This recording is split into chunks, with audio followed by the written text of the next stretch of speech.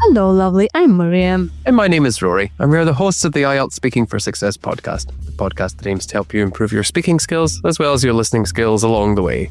We started this podcast to give you gorgeous grammar and fabulous vocabulary for your high IELTS score. Your band 9 score. 9 score. Oh, Rory, what's that book behind you? What is it? Oh, it's a history book. I just finished reading it. History? Are you reading history? I am. Shall we talk about history? Oh my God, let's talk about history. It's another coincidence. History, dear listener. Yes, they can ask you questions about history. Let's talk about history.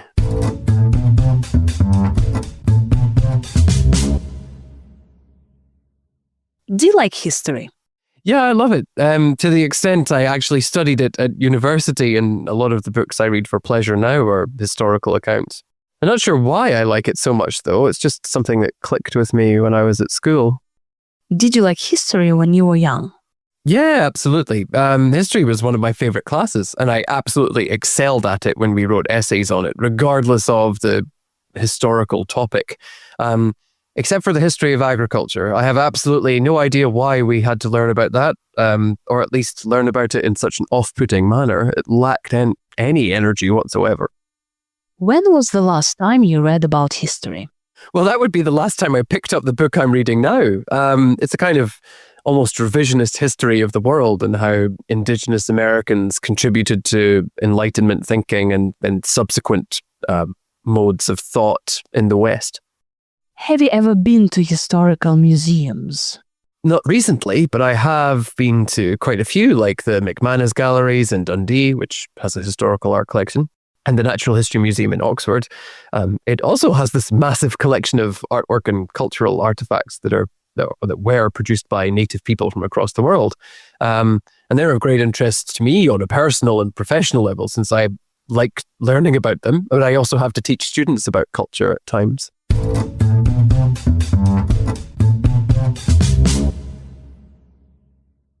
As you know, we now release all of our premium content for free, and it's available for 1 month.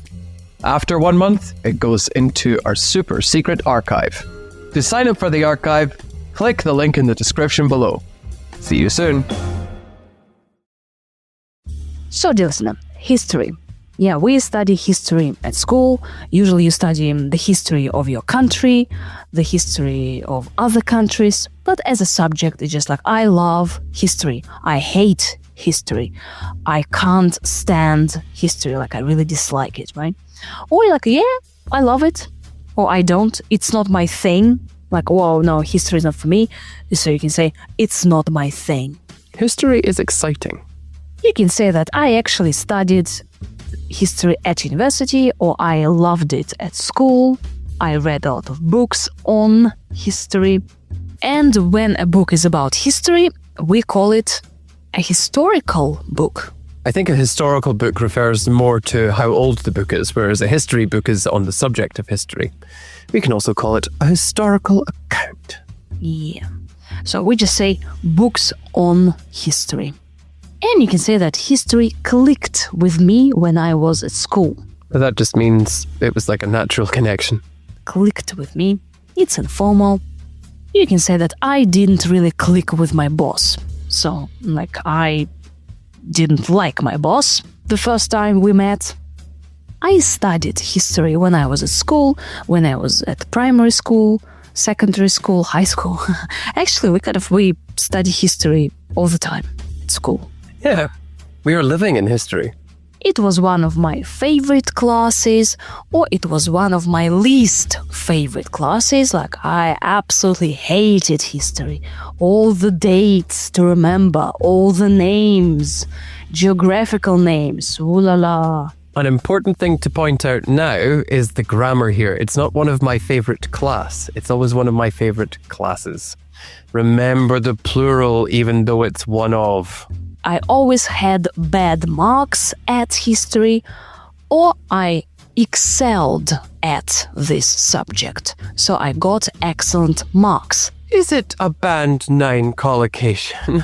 Ooh, let's check. Excel at, so be excellent at something. Let's check what Cambridge Online Dictionary says. C2, absolutely. But Yay! the Cambridge Online Dictionary says it's excel in. Oh, okay. I think you can excel at something as well. Hi there, ChatGPT here. The correct phrase is excel at. For example, she excels at mathematics. He excels at public speaking. However, excel in can also be used, but it's typically followed by a field or area rather than a specific skill. For example, she excels in the field of neuroscience. He excels in sports. So use excel at for specific activities or skills and excel in for broader areas or disciplines. It's like succeed in or succeed at. All right, okay. And then you can say, like, I particularly enjoyed the history of... Oh God, it could be the history of anything. It could be military history. I already talked about agricultural history. It could also be the history of something. The history of World War II, for example, or political history. Or, for example, ancient history, early modern history, or just modern history, then Chinese history, Japanese history, African history. If history is taught in an off-putting manner, It means you don't want to talk about it because it's not interesting or exciting.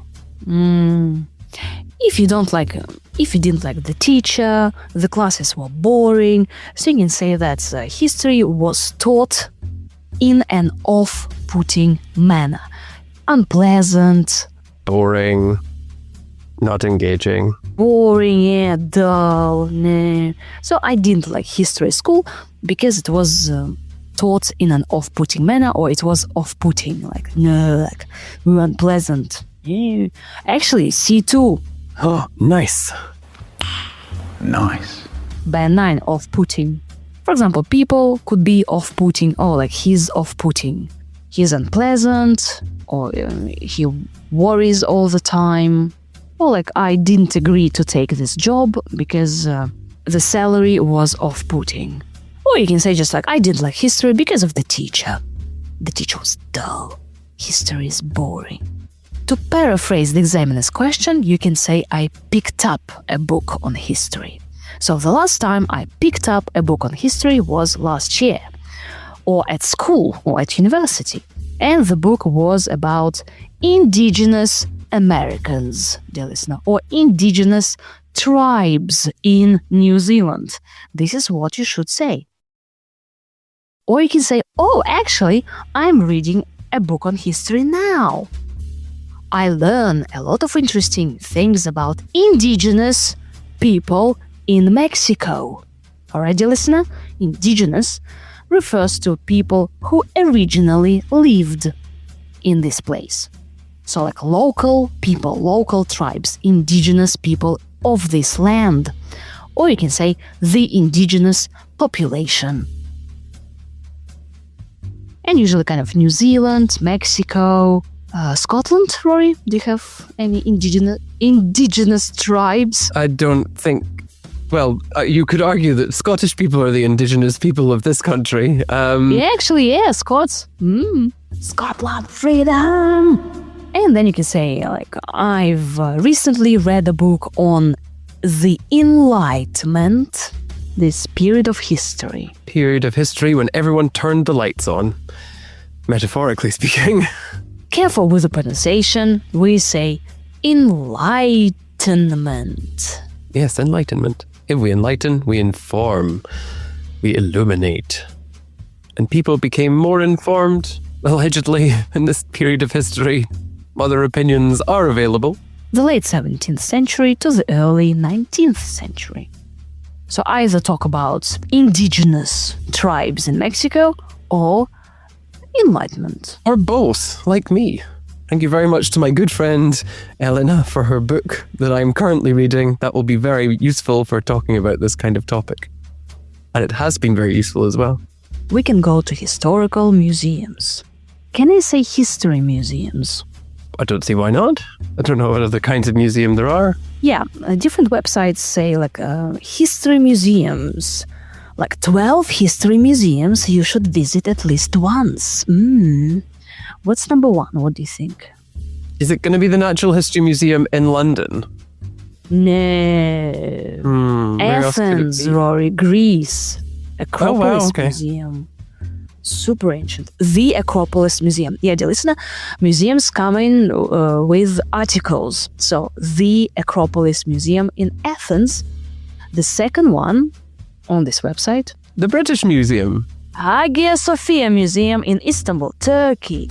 The Cathedral Museum. I think I've messed up the pronunciation. Hagia Sophia. The Hagia or Hagia. I'd say Hagia Sophia, but I don't know. Some people say Hagia as well. I've heard it said in different ways. If there are any people from Turkey, then please enlighten us. A lovely place. And then the Army Museum in Paris. So it's like there, you see? And these kinds of museums, dear listeners, so the Asian Civilizations Museum in Singapore, for example. So Asian Civilizations. And in China, it's the Museum of Terracotta Warriors. Oh, they're made of...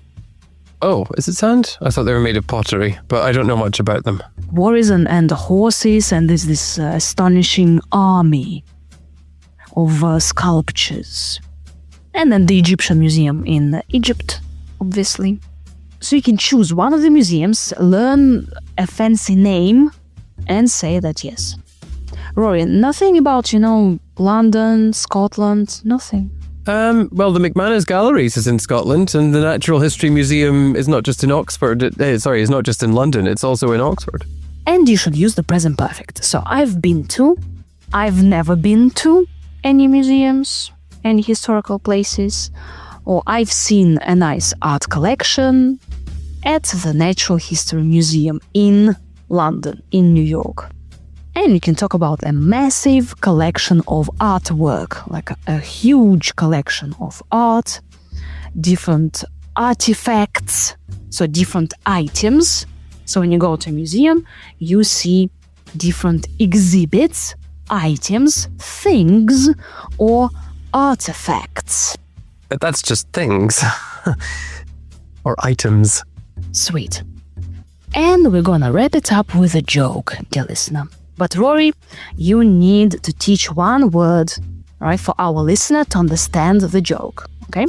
So Rory, tell me, but don't tell the joke, okay? Just answer the questions. Fine. So, snakes, we have animals, we have birds, we have snakes, snakes. I am familiar. What sound do snakes make? They hiss. Yeah.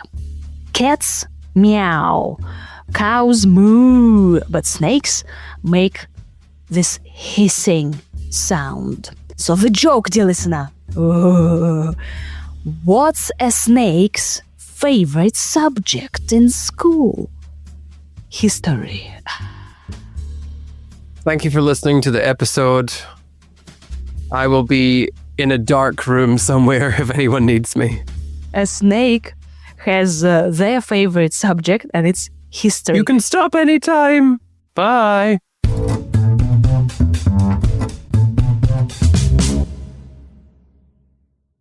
Do you like history? Yeah, I love it. To the extent I actually studied it at university, and a lot of the books I read for pleasure now are historical accounts. I'm not sure why I like it so much, though. It's just something that clicked with me when I was at school. Did you like history when you were young? Yeah, absolutely. History was one of my favorite classes, and I absolutely excelled at it when we wrote essays on it, regardless of the historical topic. Except for the history of agriculture. I have absolutely no idea why we had to learn about that, or at least learn about it in such an off-putting manner. It lacked any energy whatsoever. When was the last time you read about history? Well, that would be the last time I picked up the book I'm reading now. It's a kind of almost revisionist history of the world and how Indigenous Americans contributed to Enlightenment thinking and subsequent modes of thought in the West. Have you ever been to historical museums? Not recently, but I have been to quite a few, like the McManus Galleries in Dundee, which has a historical art collection. and the Natural History Museum in Oxford. It also has this massive collection of artwork and cultural artifacts that were produced by native people from across the world. And they're of great interest to me on a personal and professional level, since I like learning about them, but I also have to teach students about culture at times.